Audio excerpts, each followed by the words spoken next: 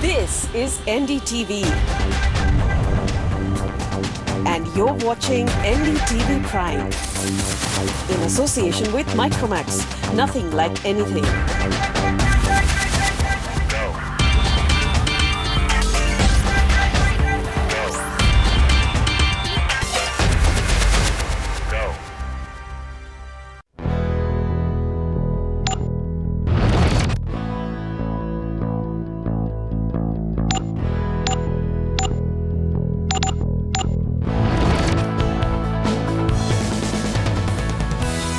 Your undergrad years, your college years are those years when there's usually so much to do. There's of course a whole lot to learn. There's so much to worry about your future. There's so much to plan.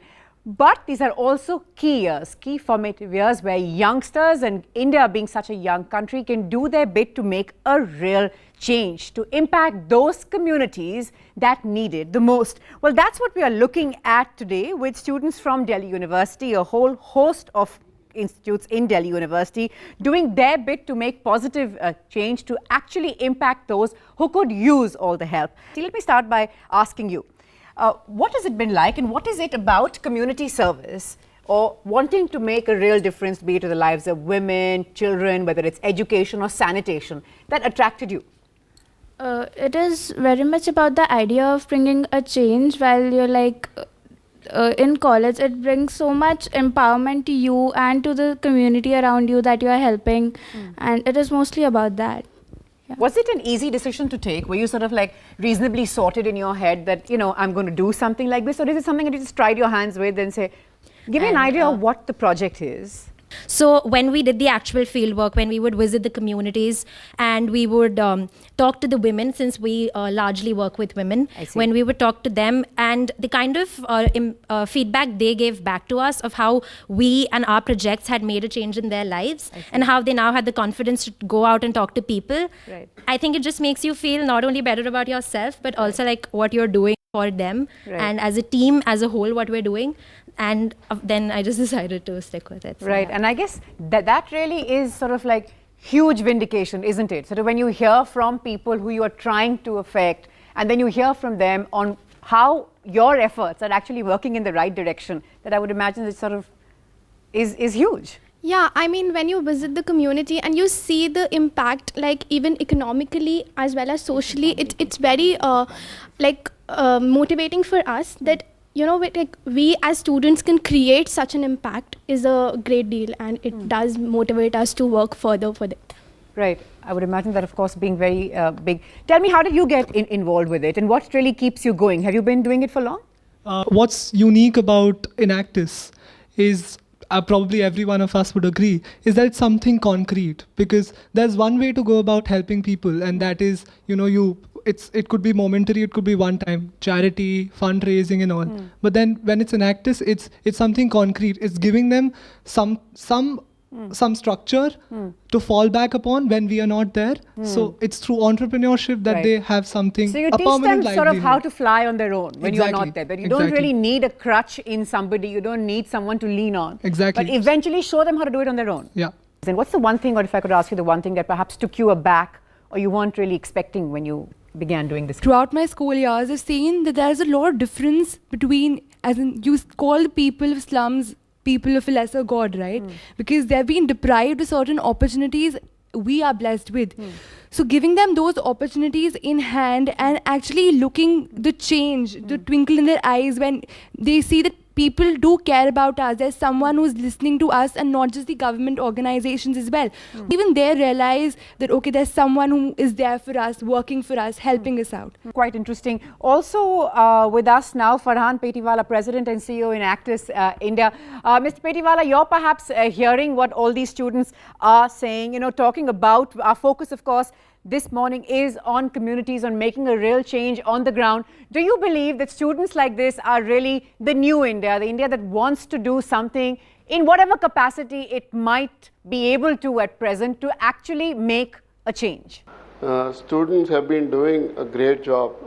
And let me take you back a little. You know, Enactus is an international non-profit.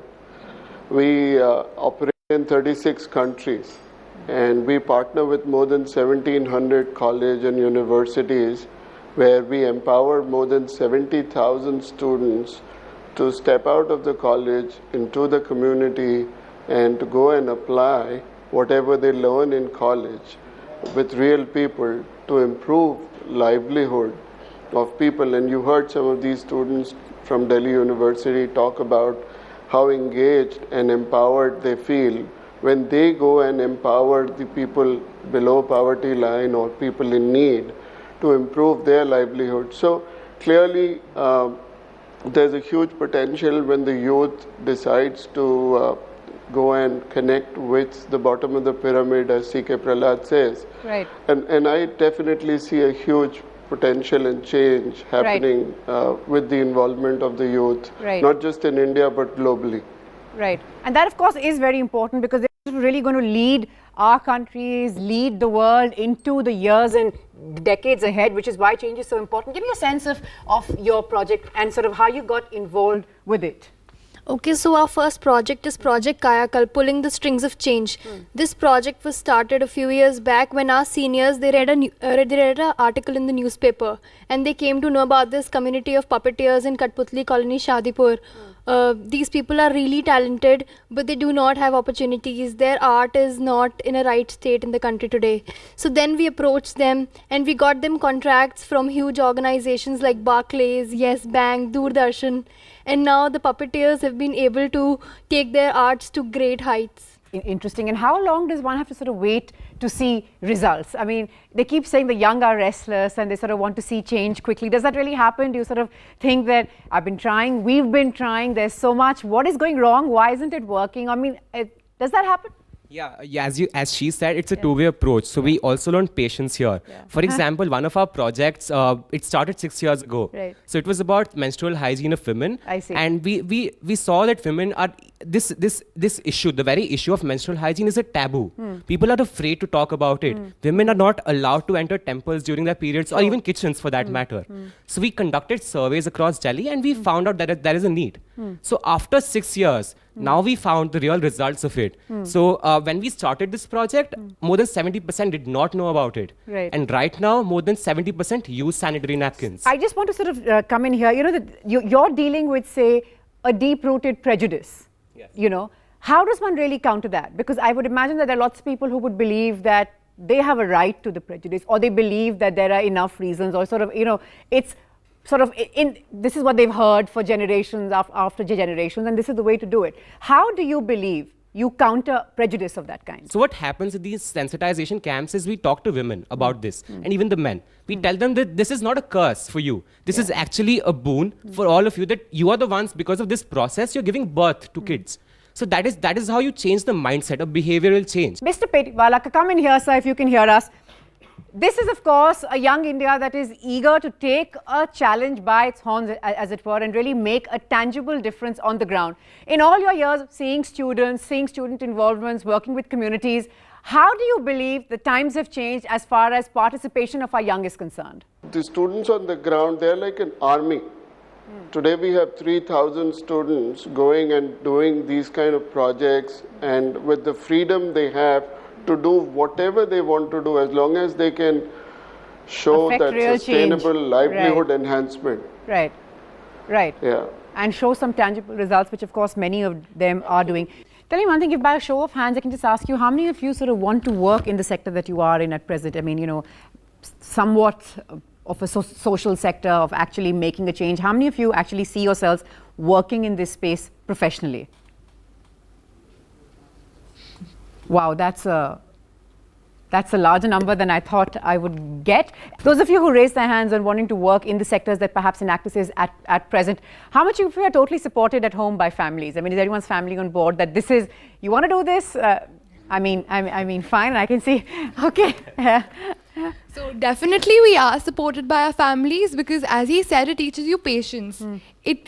No matter how... Patience in dealing with the family also? No, not at all. As in, it makes you a social person as well. Once you're going there and once you're in a society, you're a human being, you're a social animal, as they say. So you have to actually deal with all the problems. You must be aware what's happening, and you must be...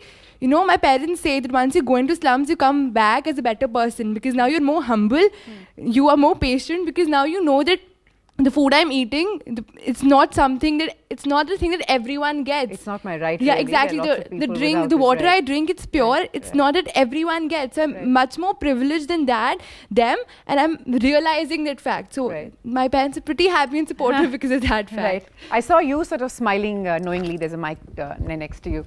So like I'm in my third year now, so I need to figure out what I want to do after college. So I am looking up courses which focus on development and social work and all of that, because I have been working for the past 3 years with something that is largely involved with hands-on like work with the community. And so it's given me a great groundwork to what I can expect in the future. And I think talking about the family, I think luckily for all of us, we all come from very privileged families who allow us the freedom of choice. And that's why I think we're not being stopped by them to even look into that sector. In fact, particularly for me, my parents are glad that I'm looking for working into the social sector, because they feel that I should give back to the society. Sure, we have a view there at the back, if you can just pass the mic there. What about you? What is the kind of project that you're working with, and how did you get involved? I'm working with Project Tarang. It's basically we're working with women, and we teach them tailoring and stitching skills. So we're working with this community in Dhaula Kuan.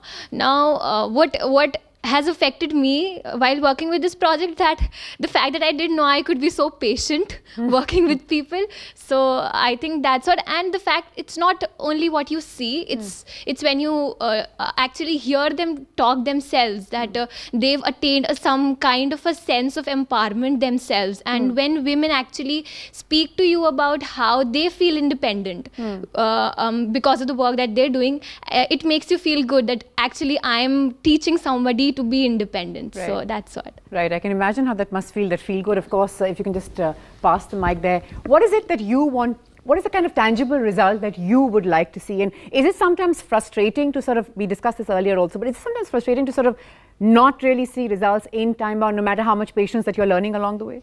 Yeah, of course it is. I mean, when you're working so hard, and especially when you recruit new people and they are all inspired to, see results ASAP. But the thing is that when we're working with the community and we get so attached to them, it's not about getting results just for us. We want results for them. So no matter how much time it takes, we want the results to be 100% for them. So no matter how much time it takes, we would like them to, no matter how much time it takes, we would like to see some results. Yeah, we would like to see some results. So it's Sure. like, it doesn't have to be within 3 months, it can be within a year. Sure. But we want them to get the most out of the experience, and we want to make them self-reliant and self-sustainable. Right. What's the one thing that, say, you have learned through all of this? Or if there's, let me change the question. If you have to explain the one thing that you learned, or the one thing that you imbibed through your time with these kind of projects, to someone who's new and perhaps wants to try his or her hand at this, what would you say it was? Last year when I started in Enactus, I was actually psyched by the whole social entrepreneurship concept and everything. That's why I joined. It really sounds loaded. Yeah. Yeah. Yeah. So, but when you actually work with these people, our entrepreneurs in our project Kadam, when you talk to them, when you talk to their families, when you see the impact you've created, their happiness in their faces, that's motivation enough for me to continue. I mean, if you actually feel that you've brought a drastic change in only one person's livelihood, I mean, that's enough. That's enough, right.